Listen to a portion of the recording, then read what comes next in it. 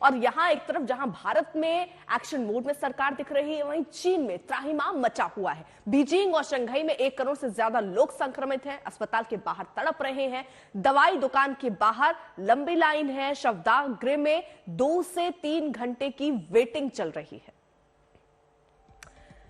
तो चीन में कोरोना से बुरे हालात दिख रहे हैं। शंघाई और बीजिंग में 1 करोड़ लोग बताए जा रहे हैं बीमार हैं। चीन में अस्पताल के बाहर लंबी लाइनें हैं। सोशल मीडिया पर भी आपने बहुत सारे वीडियोस देखे होंगे जहां पर अस्पतालों में बेड की कमी है, लोग जमीन पर लेटे हुए हैं, उनका इलाज करने के लिए डॉक्टरों की कमी है, दवाई के दुकान में दवाई नहीं है और लंबी लंबी कतार भी देखी जा रही है। तो चीन के हालात हम आपको दिखा रहे हैं, लेकिन क्या हमें भी उतना ही डरने की जरूरत है? एहतियाती क्या कदम हमें उठाना चाहिए? डॉक्टर्स की राय क्या है, वो अब हम आपके सामने रखते हैं। सर, बहुत बहुत शुक्रिया। आप इस वक्त पर, ऐसे मौके पर जब देश बहुत सारे सवालों के साथ आपसे सुनना चाह रहा है कि क्या स्थिति है, कैसे हम इससे बच सकते हैं, देश कहां पर खड़ा है, ये सारे सवाल मैं आपसे पूछूंगी। बहुत बहुत शुक्रिया कि आप जुड़े।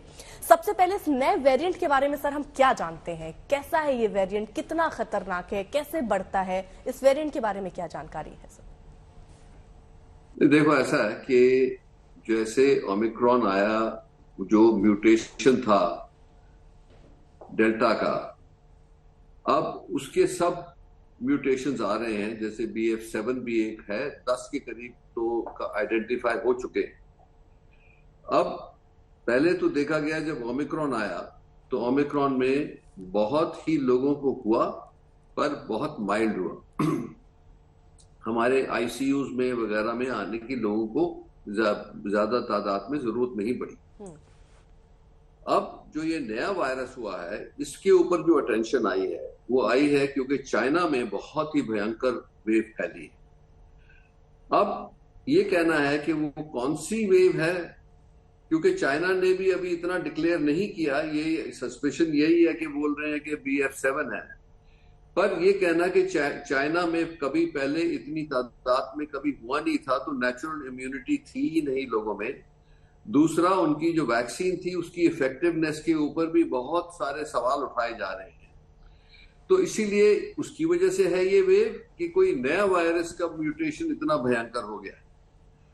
ये सिर्फ चाइना में नहीं, जापान, US वगैरह में भी ऐसा हो रहा है, पर वहां पे इतनी डेथ्स वगैरह की रिपोर्ट नहीं आ रही अभी। तो उसको देखते हुए चारों तरफ हमारे जो हो रहा है, इंडिया को क्या करना चाहिए, इस पे जो हमारी चर्चा हो रही है पिछले 3-4 दिनों से, इसी पे हो रही है बात। कि देखो, एक तो हमारे अपने एक्सपीरियंस में हमने सीख लिया है कि रियल टाइम अर्ली सेंसिंग, जिसको हम कहते हैं, रिपोर्ट्स आनी शुरू हो जाए एक सेंट्रल गवर्नमेंट जो हेल्थ मिनिस्ट्री में है, कि सारे डिस्ट्रिक्ट से इंफॉर्मेशन आती रहे कि कोई इसका क्लस्टर मिल रहा है कि नहीं।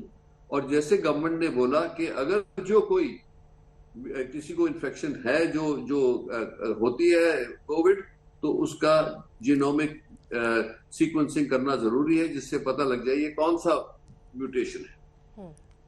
तो अभी तक 4 केसेस BF7 के पाए गए हिंदुस्तान में, वो चारों रिकवर हो गए हैं। एक उनमें से आइडेंटिफाई हुई थी लेडी जो US से आई थी।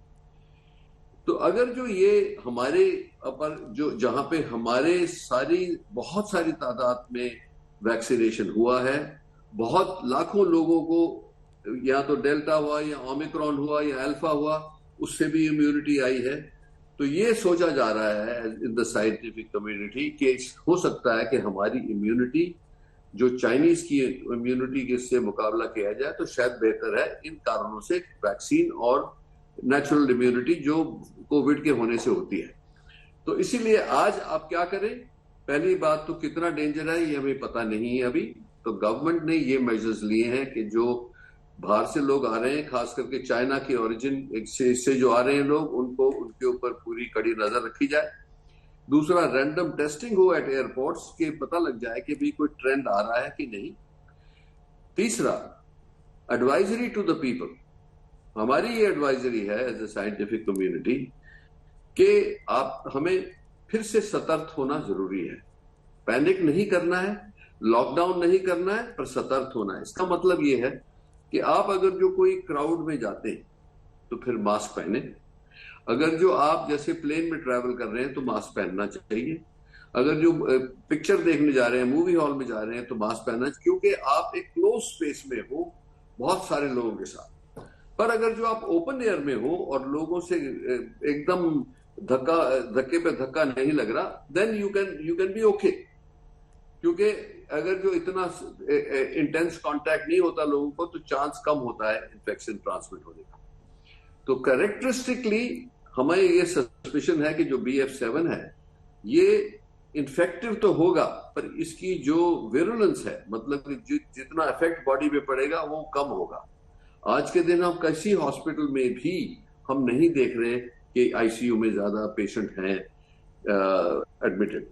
और मैदानता में तो हमारे पास बहुत बड़ी तादाद में थे पहले डेल्टा वेव में, ऑल्सो शुरू ओमिक्रॉन में जिन लोगों को कोमॉर्बिडिटीज थी।